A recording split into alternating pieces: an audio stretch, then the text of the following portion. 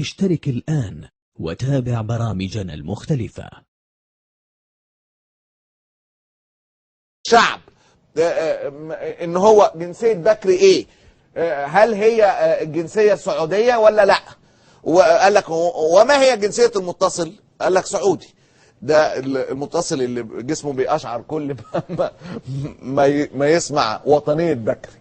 والناس في الشعب السوشيال منتظرين ان يتحقق مع احمد موسى، وبيتساءلوا في شجون وجنون. اتقال لك احمد موسى ايه اللي هيتحقق معاه يا صلاح؟ هو انا بتاع كشري؟ اللي هو النائب العام هيحقق مع احمد موسى اللي اذاعته مكالمه لرئيس الاركان مع البلد، عايزين يقنعونا ان الدوله هتحقق مع الجهه السياديه اللي مدت موسى بالتسجيلات. اعمل نفسك عبيط، ربنا يستر عليك يا جينا. وفي معرض شبل جديد، يعني الشعب اصطاده، الشعب السيشلاوي بيسعى للحصول على الرخصه، هكذا يقول الشعب. قال لك رامي رضوان لو يكون في كله في صف ارهابي فانا ضده. ايه البلد دي اللي كل الاعلاميين فيها عايزين يقولوا يبقوا معرضين برخصه؟ بس ما تقولش كل الاعلاميين يا قرموط. واغرب اقوى رد على المعرض الجديد، الشعب السيشلاوي بيقول هيكون من الملك السابق لقناه اون تي في اللي كان بيشتغل فيها رامي رضوان، اللي قال نجيب ساويرس عن ابو تريكه حصل واتبرع بيه لمؤسسات.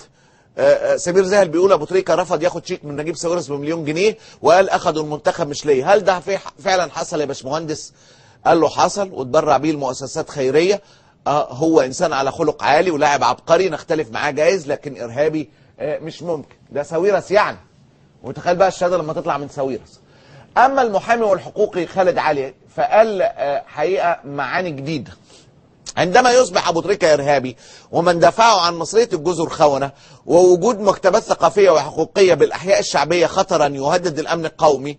ده على المكتبه بتاعت دكتور ايمن اللي اتقفلت في باب الشعريه. فاعلم اننا في حاجه لوضع معاني مغايره لتلك المفردات حقيقه، سواء للارهابي او الخونه او الخطر اللي بيهدد الامن القومي. حقيقه بوست هايل من خالد علي. ونقول لرامي ايضا، الشعب بيقول له يجب ادراج اسماء نجوم كرة القدم العالميين في قائمة الارهاب.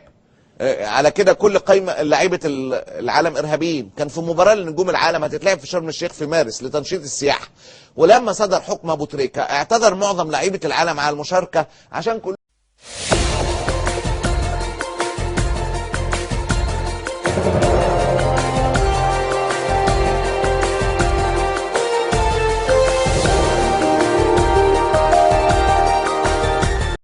اشترك الآن وتابع برامجنا المختلفة.